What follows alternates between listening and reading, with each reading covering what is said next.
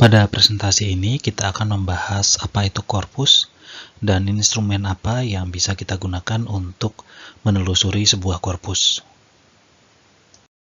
Di dalam video ini selain ada tutorial, ada juga latihan yang bisa Anda lakukan.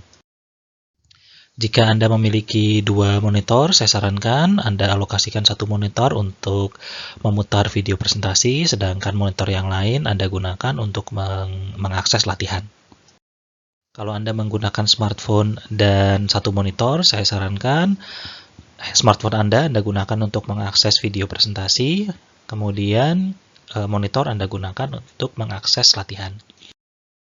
Kalau Anda hanya menggunakan satu monitor, saya sarankan Anda split di dua window browser yang berbeda. Satu window itu untuk mengakses video tutorial, sedangkan window yang lain untuk mengakses latihan. Korpus pada dasarnya adalah kumpulan teks yang berisi bukti otentik penggunaan bahasa. Misalnya fiksi, koran, laporan penelitian, atau bahkan transkrip percakapan. Dewasa ini korpus digunakan di berbagai bidang untuk tujuan yang berbeda-beda. Di bidang pendidikan, data korpus bisa digunakan oleh siswa untuk mempelajari bahasa asing secara otentik. Data korpus juga bisa digunakan oleh guru untuk mendesain materi pembelajaran. Dalam bidang linguistik, data kamus bisa digunakan oleh leksikografer atau para penulis kamus untuk membuat kamus dengan lebih cepat, lebih teratur, dan dengan data yang lebih teruji.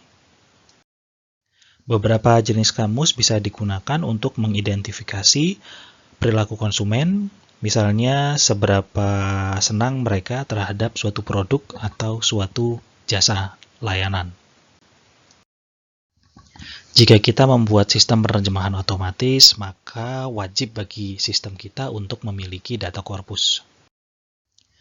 Data korpus juga digunakan di bidang artificial intelligence, misalnya untuk membuat dialogue system. Dialogue system ini adalah sistem yang memungkinkan robot untuk bercakap-cakap dengan manusia. Para linguis sering menggunakan mesin pencari korpus apabila mereka harus menelusuri data bahasa dalam jumlah yang sangat besar untuk kemudian memetakan pola-pola tertentu yang muncul di dalam penggunaan bahasa tersebut. Korpus dan mesin pencari korpus adalah dua entitas yang berbeda.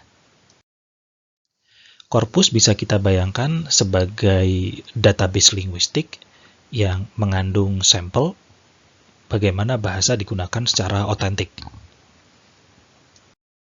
Sedangkan mesin pencari korpus adalah instrumen yang kita gunakan untuk menelusuri korpus tersebut.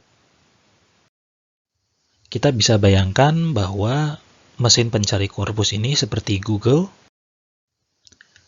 Kemudian korpus adalah website-website yang ada di internet. Bayangkan jika penelitian yang kita lakukan menuntut kita untuk mengumpulkan sampel penggunaan kata tertentu di dalam British National Corpus yang jumlahnya 100 juta kata lebih, dan kita harus melakukannya secara manual.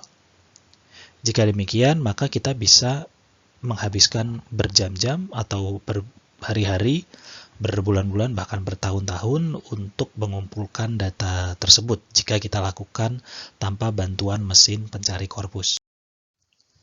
Namun jika kita menggunakan mesin penelusuran atau mesin pencari korpus, maka hasil yang kita harapkan bisa kita dapatkan dalam 1 atau 2 detik saja.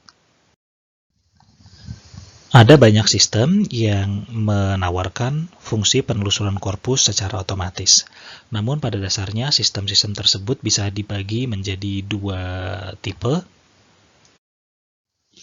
Tipe yang pertama adalah sistem yang berbasiskan website atau web.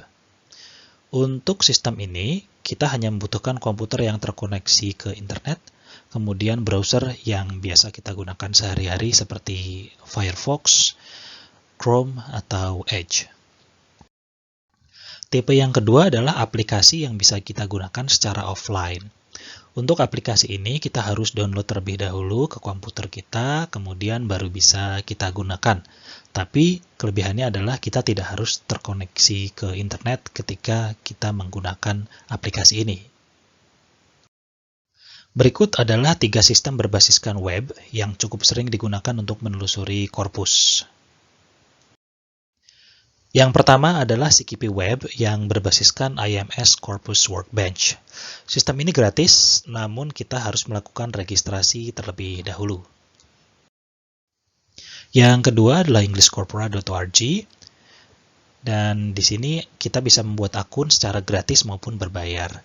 Jika kita membuat akun berbayar, maka kita akan mendapatkan beberapa benefit yang tidak kita dapatkan jika kita menggunakan akun gratisan. Sistem yang ketiga adalah Sketch Engine. Sketch Engine agak berbeda dengan dua sistem sebelumnya, yaitu sistem ini berbayar atau diperlukan biaya berlangganan. Namun sebelum Anda memutuskan untuk membayar, saya sarankan Anda mencoba dulu Sketch Engine karena untuk mencoba tidak ada biaya. Jadi Anda bisa buat akun di Sketch Engine dan berfungsi selama 30 hari tanpa biaya. Kalau misalnya Anda tertarik, baru Anda pertimbangkan untuk membayar. Kemudian tips lain, periksa juga apakah institusi di tempat Anda bernaung sudah berlangganan Sketch Engine. Apabila institusi tempat Anda bernaung sudah berlangganan Sketch Engine, biasanya pegawai di afiliasi atau institusi tersebut akan mendapatkan akses Sketch Engine secara gratis.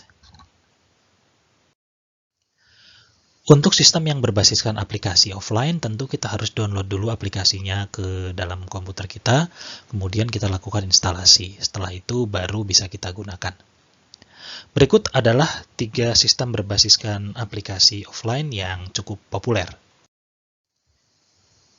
Yang pertama adalah Wordsmith. Aplikasi ini setahu saya hanya bisa digunakan di Windows dan tidak gratis. Tapi kita hanya cukup membayar sekali, kemudian kita bisa menggunakannya tanpa batas. Yang kedua adalah Endconch. Software ini gratis dan bisa digunakan di berbagai platform seperti Windows, Mac, atau Linux. Dan yang ketiga adalah Lanxbox. Aplikasi ini juga gratis seperti Endconch, dan dia dikembangkan di Lancaster University. Lanxbox juga bisa digunakan di berbagai platform seperti Windows, Mac, atau Linux. Untuk menggunakan Lanxbox, selain melakukan instalasi aplikasi Lanxbox, kita juga harus menginstal Java. Dalam video-video tutorial yang saya buat, kebanyakan saya menggunakan CKP Web untuk melakukan demo. Kalau Anda mau pakai sistem yang lain, tidak apa-apa, tidak masalah. Anda tetap bisa mengikuti, walaupun nanti ada sedikit perbedaan pada layout. Jika Anda memutuskan untuk menggunakan CKP Web, silahkan daftar terlebih dahulu jika memiliki akun dan kembali lagi ke sini setelah memiliki akun. Kalau Anda memutuskan untuk menggunakan sistem yang lain juga tidak apa-apa, silahkan daftar terlebih dahulu dan kembali ke video tutorial ini setelah Anda memiliki akun. Mari kita kembali ke definisi korpus yang telah kita bahas sebelumnya yang cukup sederhana, yaitu korpus adalah kumpulan teks. Ini adalah metadata korpus Brown Family yang kita akses menggunakan CKP Web. Apa itu metadata? Nanti akan kita bahas lebih detail pada video tutorial yang berbeda. Namun pada dasarnya metadata itu memberikan informasi mengenai data korpus. Metadata ini menunjukkan bahwa Brown Family Corpus terdiri dari 3000 teks. Nah, untuk mendapatkan metadata ini, silakan tonton demo berikut, atau Anda bisa copy paste link ini ke browser Anda.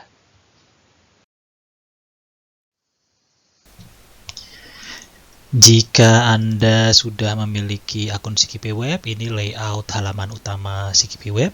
Dari sini pilih Brown Family Extended Corpus. Kemudian lihat di Corpus Info, khususnya View Corpus Metadata. Posisinya ada di bagian tengah kiri. Klik di sini.